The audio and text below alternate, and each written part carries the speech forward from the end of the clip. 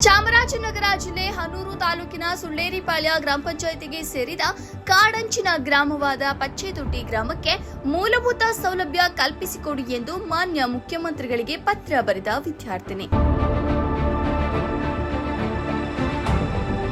ಪಚ್ಚೆದೊಡ್ಡಿ ಗ್ರಾಮದಲ್ಲಿ 500ಕ್ಕೂ ಹೆಚ್ಚು ಮೇಲ್ಪಟ್ಟ ಜನರು ವಾಸವಿದ್ದು ಮೂಲಭೂತ ಸೌಲಭ್ಯ ಇಲ್ಲದೆ ವಂಚಿತರಾಗಿದ್ದೇವೆ ಎಂದು ಪತ್ರದಲ್ಲಿ ತಿಳಿಸಿದ್ದಾರೆ.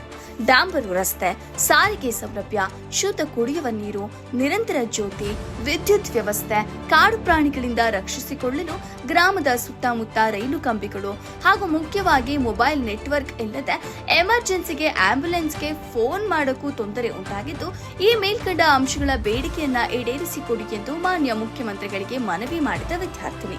ವರದಿ ಹನೂರು ವೆಂಕಟೇಶ್. ಹನೂರು ತಾಲೂಕು ಪಚ್ಚೆದೊಡ್ಡಿ ಗ್ರಾಮ ಇದೊಂದು ಕಾಡಂಚಿನ ಗ್ರಾಮವಾಗಿದೆ. ಇಲ್ಲಿ ಪಚ್ಚೆದೊಡ್ಡಿ ಗ್ರಾಮದಲ್ಲಿರುವ ಜನರಿಗೆ ತುಂಬ ಮೂಲಭೂತ ಸೌಕರ್ಯದಿಂದ ನರಳುತ್ತಿದ್ದಾರೆ. ಅವರಿಗೆ ಮೂಲಭೂತ ಸೌಕರ್ಯಗಳು ಕೂಡ ಯಾವುದೂ ಒದಗಿಸುತ್ತಿಲ್ಲ. 1947 ಆಗಸ್ಟ್ 15 ನಂತರ ಸ್ವಾತಂತ್ರ್ಯ ಬಂದ ನಂತರ ಕೂಡ ನಮ್ಮ ಪಚ್ಚೆದೊಡ್ಡಿ ಗ್ರಾಮಕ್ಕೆ ಮೂಲಭೂತ ಸೌಕರ್ಯಗಳಿಲ್ಲ. ಯಾವುದೇ ನಮ್ಮ ಪಚ್ಚೆದೊಡ್ಡಿ ಗ್ರಾಮಕ್ಕೆ ಮೂಲಭೂತ ಸೌಕರ್ಯಗಳನ್ನು ಒದಗಿಸಿಕೊಡಬೇಕು. ಮತ್ತು ಡಾಂಬರು ರಸ್ತೆ ಬೇಕು. ನಮಗೆ ಇಂಟರ್ನೆಟ್ಟಿನ ವ್ಯವಸ್ಥೆ ಮಾಡಿಕೊಡ್ಬೇಕು. ಮನೆ ಮನೆಗೆ ಅನ್ನಭಾಗ್ಯವನ್ನು ನೀಡಿದ ನಮ್ಮ ಪ್ರಭುಗಳಾದ ಕರ್ನಾಟಕದ ಮುಖ್ಯಮಂತ್ರಿ ಸಿದ್ದರಾಮಯ್ಯನವರಿಗೆ ತಿಳಿಸುವ ವಿಷಯವೇನೆಂದರೆ, ಹೆಣ್ಣು ಮಕ್ಕಳ ಕಷ್ಟವನ್ನು ನಿಮಗೆ ತಿಳಿದಿದೆಂದು ಅಂದುಕೊಂಡಿದ್ದೇನೆ.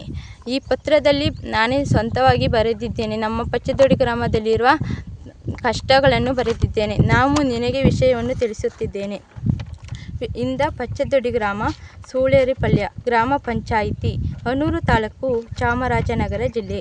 ಮಾನ್ಯರೇ, ವಿಷಯ ಮೂಲಭೂತ ಸೌಲಭ್ಯ ಕಲ್ಪಿಸಿಕೊಡುವ ಬಗ್ಗೆ ಈ ಮೇಲ್ಕಂಡ ವಿಷಯಕ್ಕೆ ಸಂಬಂಧಿಸಿದಂತೆ ಚಾಮರಾಜನಗರ ಜಿಲ್ಲೆ, ಹನೂರು ತಾಲೂಕು, ಪಚ್ಚೆದೊಡ್ಡಿ ಸುಮಾರು 150 ವರ್ಷಗಳ ಇತಿಹಾಸದಲ್ಲಿರುತ್ತದೆ.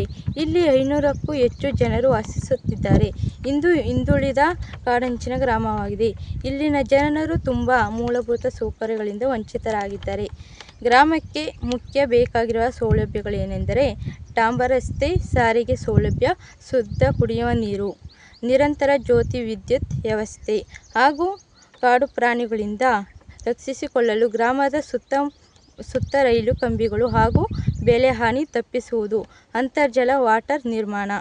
ಈ ಮೇಲ್ಕಂಡ ವಿಷಯಕ್ಕೆ ಅಂಶಗಳ ಬೇಡಿಕೆಯನ್ನು ತಾವು ನಮ್ಮ ಸಾಮಾಜಿಕ ಮತ್ತು ಆರ್ಥಿಕ ಶೈಕ್ಷಣಿಕ ಬೆಳವಣಿಗೆಯಲ್ಲಿ ಅನುಕೂಲ ಮಾಡಿಕೊಡಬೇಕೆಂದು ನಿಮ್ಮ ಮೂಲಕ ತಮ್ಮಲ್ಲಿ ವಿನಂತಿಸಿಕೊಳ್ಳುತ್ತೇನೆ.